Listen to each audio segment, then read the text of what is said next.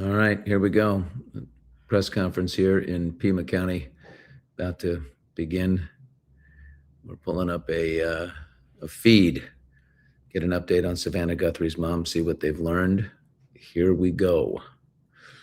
Oh, man, this is something else.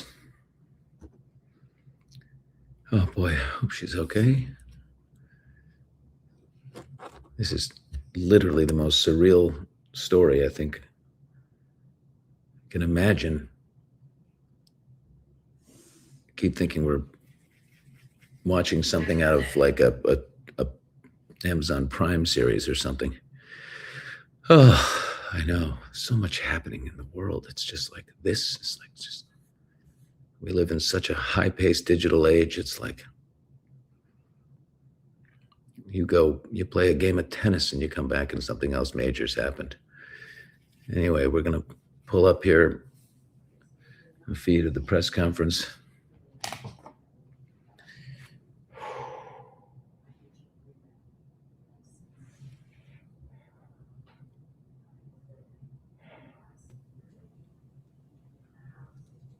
Hey, Bill. All right, I'm going to pull this up while we're waiting for live stuff to come. So Yeah, I'm looking at the podium is Action 5 News is a good one there.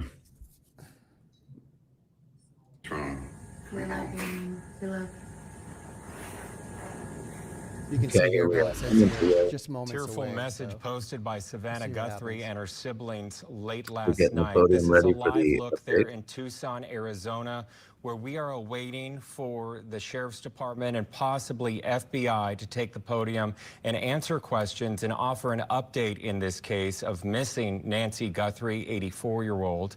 You can see all of the media assembling in that room there. They're getting ready.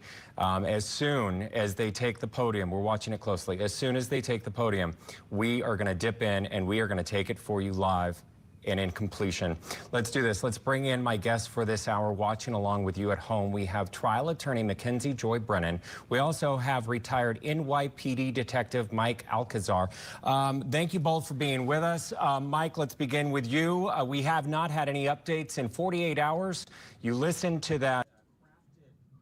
Bill, I'll keep on this, Billy, if you want. I can keep it up. I mean, I'd like to listen to what they're talking about. All right, man. This ransom is legitimate. We have no way of knowing if it has been verified yet. So the family's pleading for her safety. They want her release, and they want to make sure that if there are captives, that they're willing to cooperate. So it's a good start.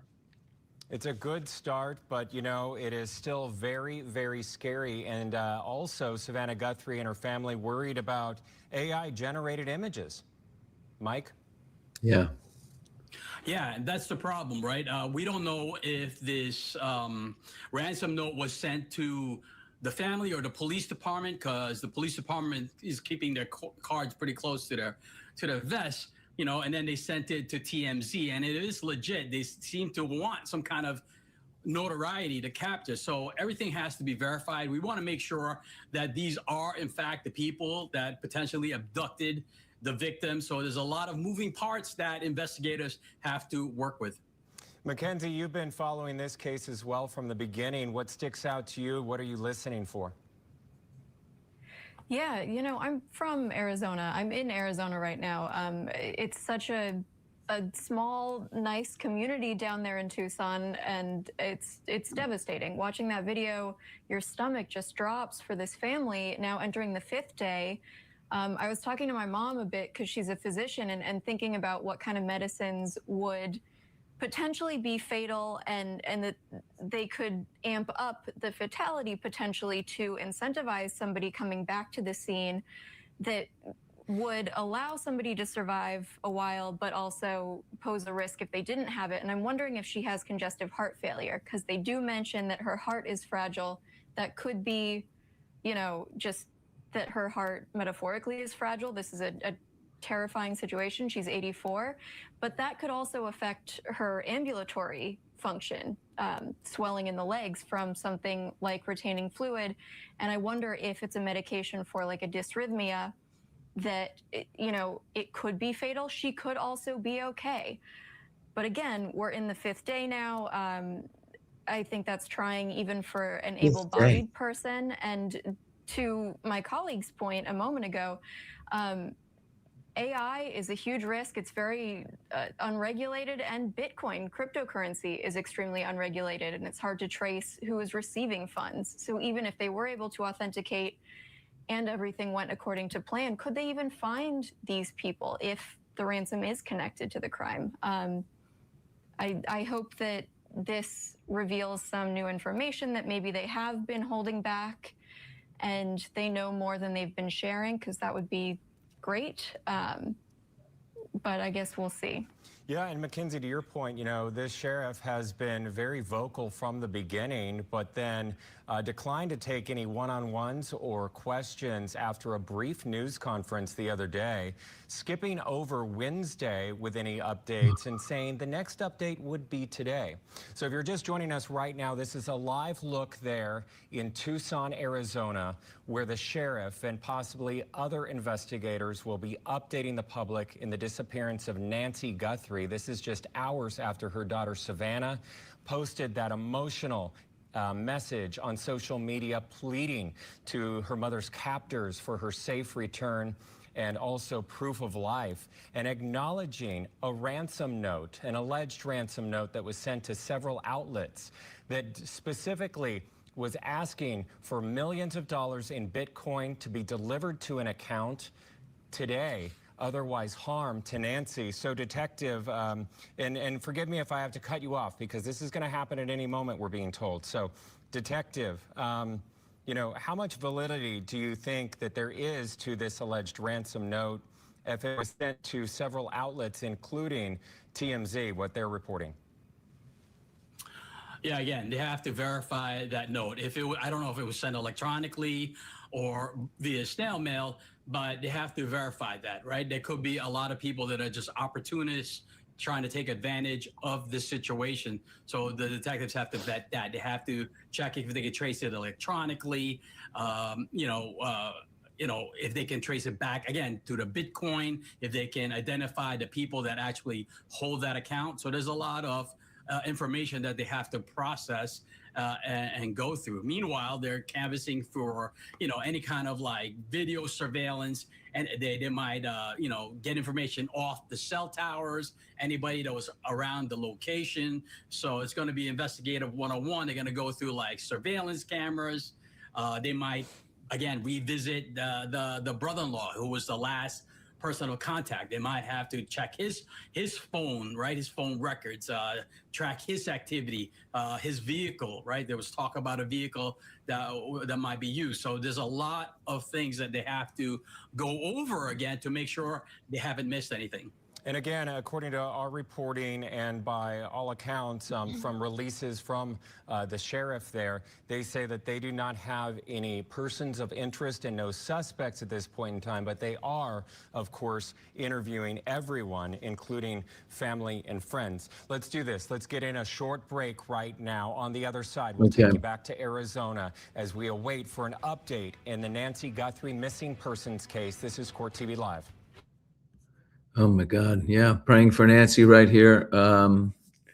This is just, whew. They need to make sure she's alive first before sending the ransom request. I can't believe we're dealing with a ransom. Like this is what when is the last time this has happened? Nancy has a pacemaker, so she's on blood thinners twice a day. My dad had a pacemaker and he took Eliquis twice a day. Yeah, that's right. They always hold back info while investigating. No, stay positive. You got to stay positive on that. This is just unforgivable. This is a straight pathway to hell to be involved in something like this with a senior citizen. I mean, just disgusting. We've got all this terrible news out there with, essay of minors in the Epstein files by sick and depraved people. And now you've got somebody taking our most vulnerable here, an 84-year-old woman who goes to church religiously and just, obviously no pun there, but, just not a mean bone in her body. This is just, it's unbelievable. I know. I feel like I'm watching a movie myself. Keeps like some kind of streaming series. You know, Savannah Guthrie, a morning TV anchor that everybody knows, you know, speaking into the camera to a potential kidnapper. I mean, just on the edge of our seats. I hope they have some good information, praying that they come out. And, you know, Chris Nanos, who's the sheriff in Pima County, comes out and says, we have a suspect and we have her. Please say something positive.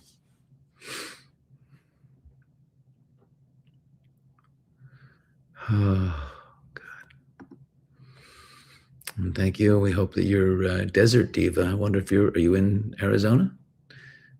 Thank you for being with us. Yeah, I think it's just like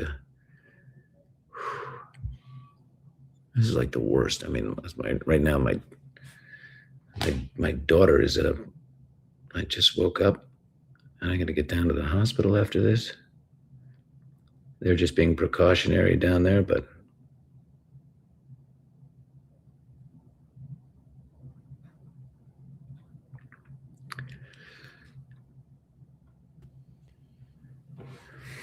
Billy, while we're waiting, how is Lily doing? oh no, she's fine. We'll just stay on this right now.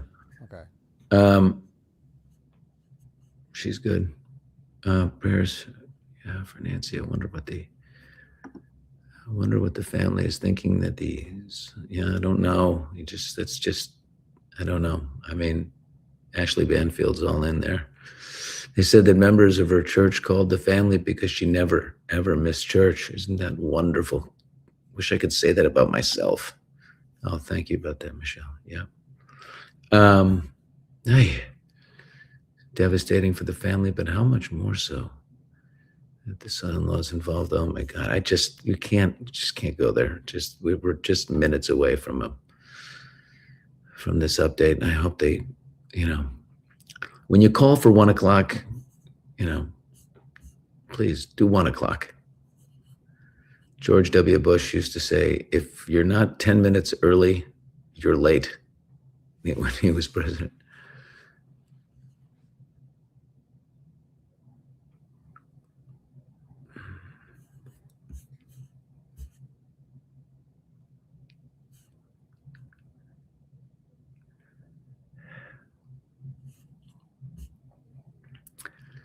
Oh my God. A sweet and lovely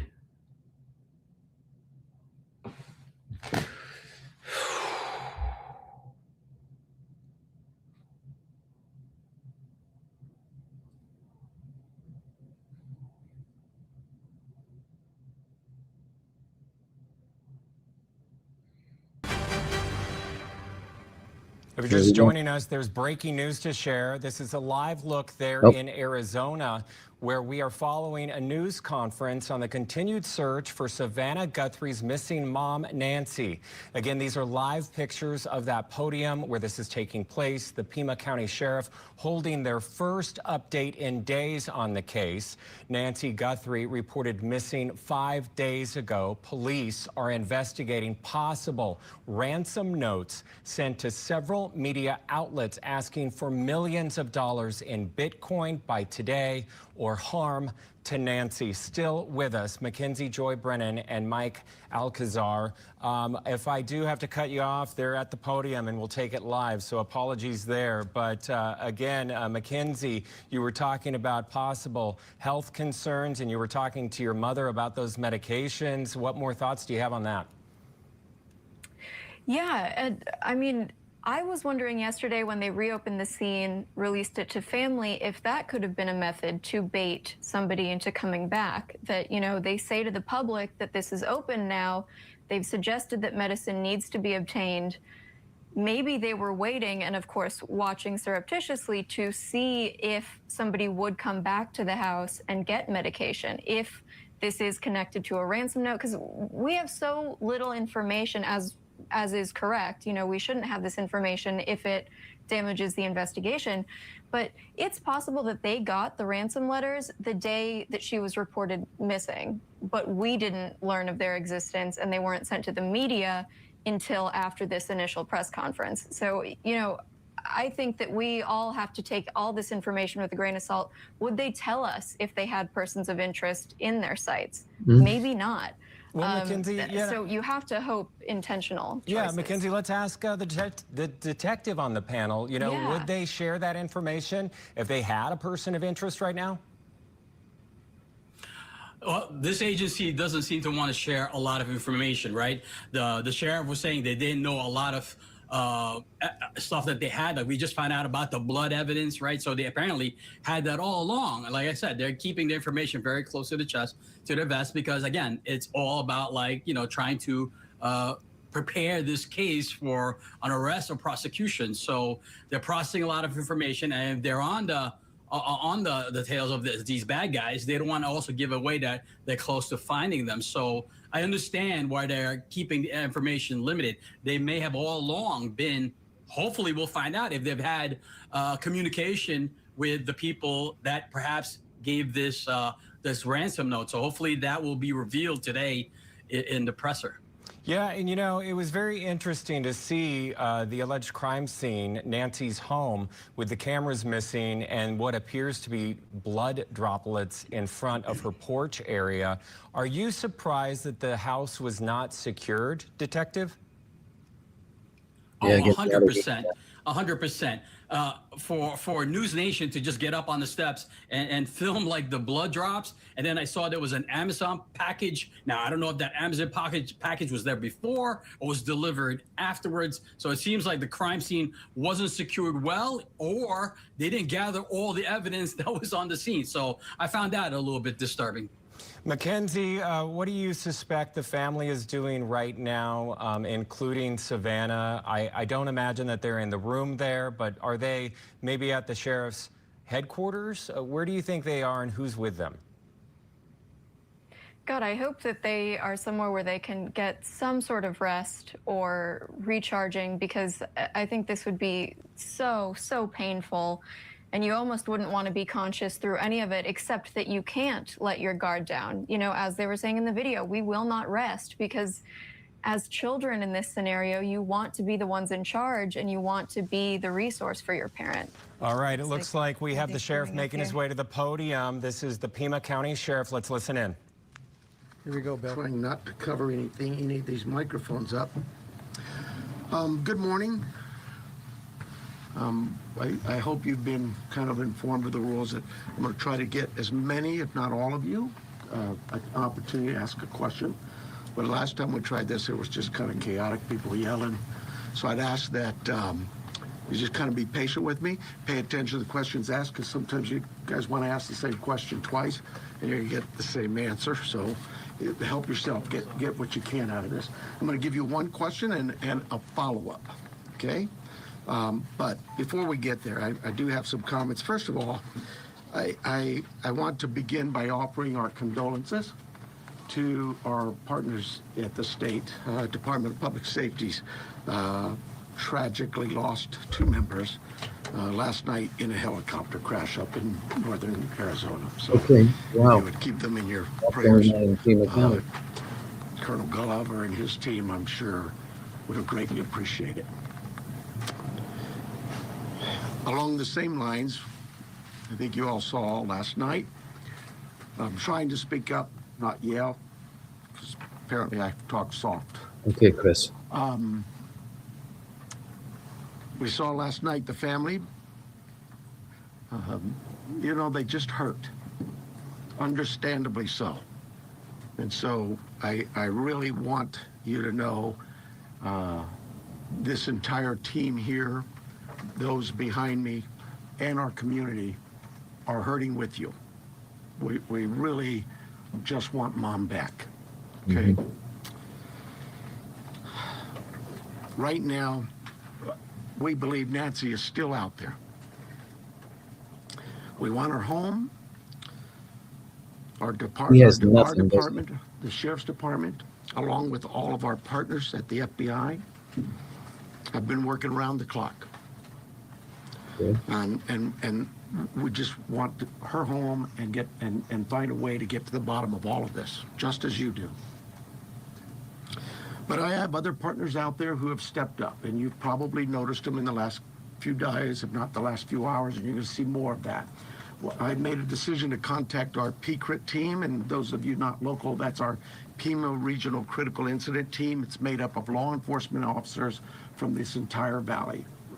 Pasquayaki Police Department, Tucson Police Department, Marana Police Department, Oro Valley Police Department, Pima College Police Department, this is Tucson International Police Department, Sarita Police Department. There's so many of them, and they are going to help us tremendously. And that's really done because we have so much in front of us still, and we're hoping that, you know, I know the FBI has committed a very large number of men and women to partner with us, work side by side with us. We go do an interview, they're going to be there with us.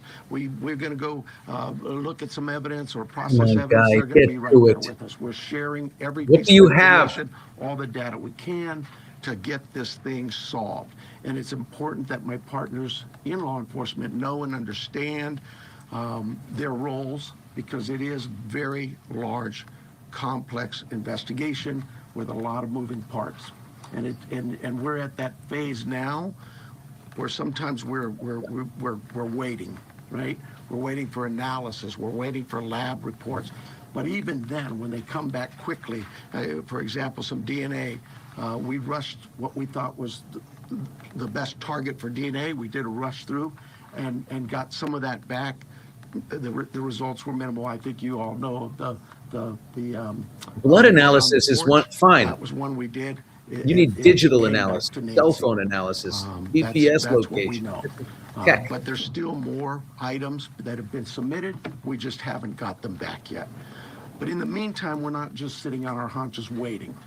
We do have a number of leads coming in, and that's why we brought in the FBI for one, but PCRIT as well, to be able to get out there and handle these leads as they come in as quickly and as expeditiously as we can. And every single lead is looked at, every one of them. Like what? We're gearing up. You probably have some questions about what you've seen in the last couple of days. I'll gladly answer those at that time. But it really is about getting our partners out there. To be fair, when we went to that scene the first night, Saturday night, it was just us. Since then, the FBI and others have asked, can we go and see it as well? And that's what you've been seeing. But it is a very important case to not just me and my team, but this entire community, all of our law enforcement partners. Suspects. I know there's been a lot out there about suspects, and I want to be very clear. At this time, we have not identified a suspect or a person of interest in this case. We are working our best to do that. But to be clear, we have nobody of interest or any suspects that you would consider a prime suspect. We're just not there. We're not there yet. Banfield, triple down. The timeline, I think we've got it on the board, do we not? This is a timeline that we have been able to develop with some of the things that we've had processed. Various pieces of electronics that we've gathered. And you look at some of this, and I know you're going to say, well, why did it take you so long to get this to us, Sheriff? Well, because one thing, it's got to go out and be processed at different lab sites. And sometimes that stuff comes back to us, and like you, we have questions. And we say, wait a minute, what is this about? What about this? Could it be that? And so it's sent back, or it's sent somewhere else. So, and that's happening with all of the things we see, that process, that review, and that questioning of, all right, what is it we're looking at? So I'll go over it with you. You can see it on the board there, but at about 5:32 p.m., these are approximate times. 5:32 p.m., Nancy travels to her local family's home for dinner and playing games with the family, just visiting. At 9:48 p.m., which is very consistent to what we were told by the family, that Nancy was dropped off at home, and we know that because we have a garage door open at approximately, I can't stress that enough, at approximately 9:48 p.m. At 9:50 p.m., that garage door closes, which is that time we assume that Nancy's home and probably going to bed. Sunday morning, early morning at 1:47 a.m., the doorbell camera disconnects. At 2:12 a.m., software detects a person on a camera, but there's no video available. They had no subscription, and therefore it would rewrite itself, it just kind of loops, right, and covers up. That's what our analysis teams have told us. We're not done with that. We'll do all we can, but that's what it says. So that detects a person on camera. Could that be an animal? I imagine that's possible. We don't know that. We just have no video. But we're not giving up on that. 2:28, Nancy's pacemaker app shows that it was a disconnect from the phone. And at 11:56 a.m., the family checks on Nancy and discovers her missing. And at 12:03 p.m., 911 is called in to the Pima County Sheriff's Department. I believe it's about approximately 10 minutes later, 12 minutes later, our patrol teams arrive. They see the scene, and we start our response with our search and rescue teams and our detectives from homicide and various units. In fact, every unit here, I think somebody questioned, how come there's an ICAC member out here or this member? Everybody in our criminal investigations team is a part of this team and part of this investigative effort. I think with that, let me make sure.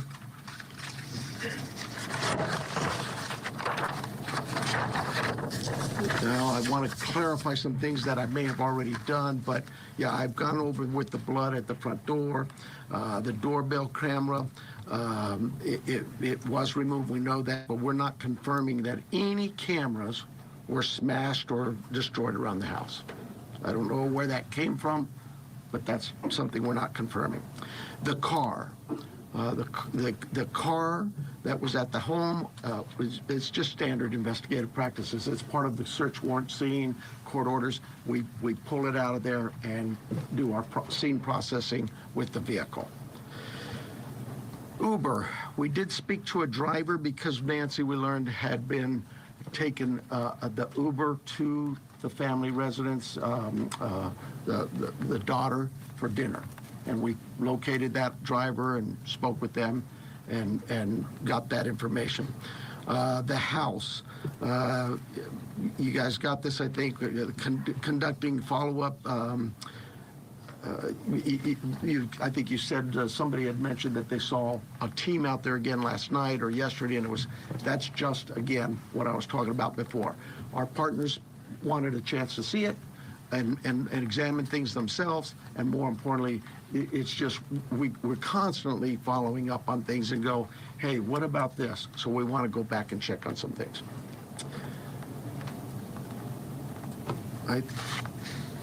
Oh, here's the other thing. Someone had mentioned there was forced entry. I have no clue where that comes from. We have been very consistent. We are not discussing that at all. Whether it's forced entry or not forced entry, that is something we're just not discussing. So I don't know where anybody got that information. I think I am about done with my piece of this. I'm going to bring up here Heath Yankee, and I think you know him if you haven't been here. John Edwards is the assistant agent in charge with the FBI here at the Tucson office. Heath Yankee is the special agent in charge for the state of Arizona. Let's get out of them to Phoenix, the mic, please. and he will come up and speak. With that, we're going to hit the pause button. You're not going to miss a thing. We're going to hear from those FBI agents when we come back, and the sheriff will also answer some. We're taking a commercial right now? In the abduction of Nancy Guthrie, who was taken from her home in Tucson, Arizona 5 days ago.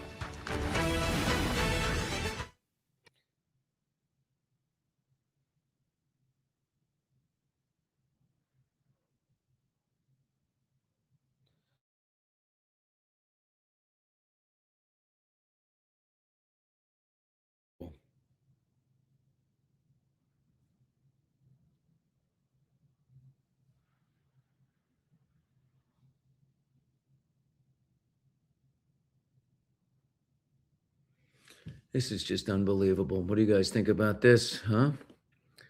I want the FBI on there right now. That's the only people we want to hear from right now. By the way, I just can't help but think, and I don't know why I think of this, but this is like, NBC News. Trump hates NBC News, right? And one of its biggest names at NBC News is in a major family crisis with her mom. Trump is all about, advantage, leverage. If he brings, here you go.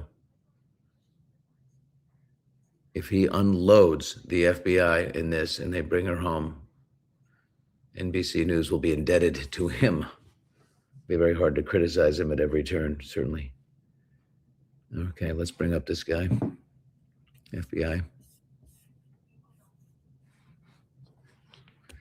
No volume here.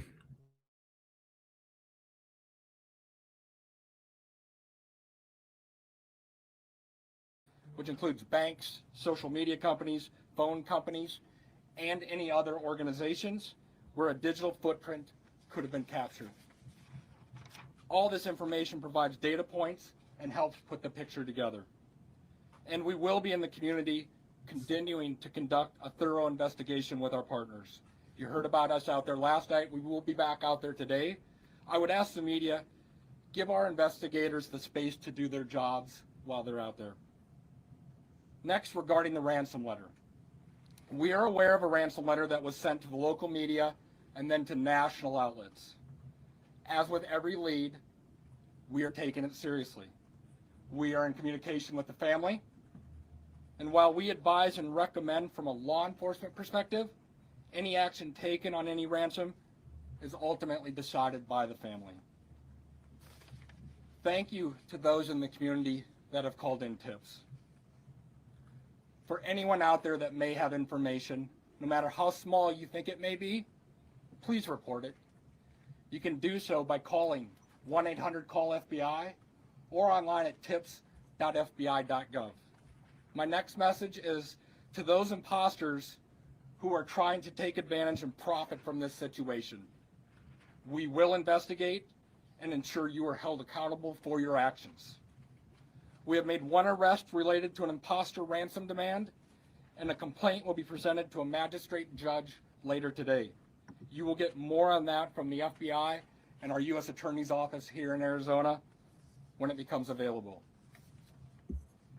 To anyone that may be involved, do the right thing. This is an 84-year-old grandma. This is an 84-year-old grandma that needs vital medication for her well-being.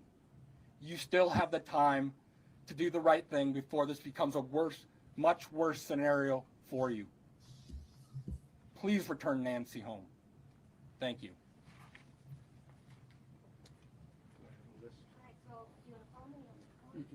Okay, so the first person we're going to start with the list is going to be NBC National, Liz Click. Right here. Can you walk us through that timeline from when you believe, if you look at this here, from 147 to 228, what you think happened there, and what particular software would have detected somebody on camera? Yeah, I don't, I know we know the software. Volume. Oh, well, that's all we know. I don't think there's much more right now. They've told us everything. Every question in the world isn't going to help.